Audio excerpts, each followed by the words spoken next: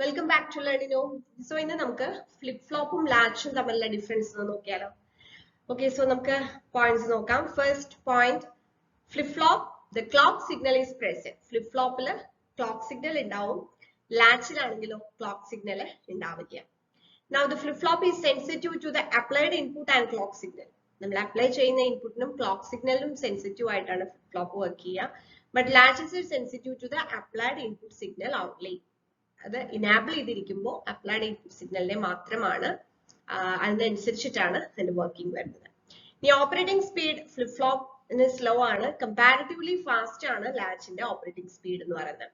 Flip flop work using the binary input and the clock signal. Latches operate only using binary input.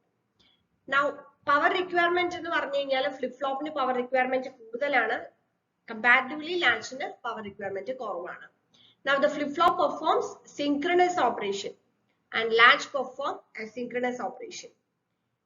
Now the operation relies on the present and past input bits along with the past output and clock pulse in case of flip-flop. ശ്രദ്ധിക്കുക, ഏതിനെയൊക്കെയാണ് depend ചെയ്യുന്നത്? Present input, past output and clock pulse. ലാച്ചിലാണെങ്കിലോ present input, past output only.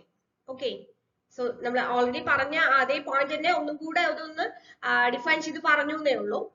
Then a flip-flop is capable of working as a register as it contains clock signal. Okay, register ആയിട്ട് അതിന് work ചെയ്യാൻ പറ്റും. Latch cannot serve as register as a register requires further advanced electronic circuit. അപ്പോൾ latch അതായത് ലാച്ചിന് register ആയിട്ട് നമുക്ക് work ചെയ്യാൻ operate ചെയ്യാനായിട്ട് പറ്റില്ല.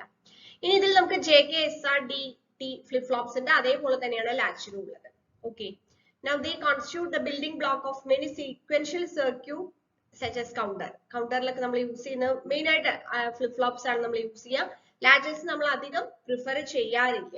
ഓക്കെ, ആക്ച്വലി അത് യൂസ് ചെയ്തിട്ടും സീക്വൻഷ്യൽ സർക്യൂട്ട് ചെയ്യാമെങ്കിൽ പോലും നമ്മൾ ലാച്ച് അല്ല ഫ്ലിപ്പ് ഫ്ലോപ്സ് ആണ് കൂടുതൽ നമ്മൾ പ്രിഫർ ചെയ്യുന്നത്.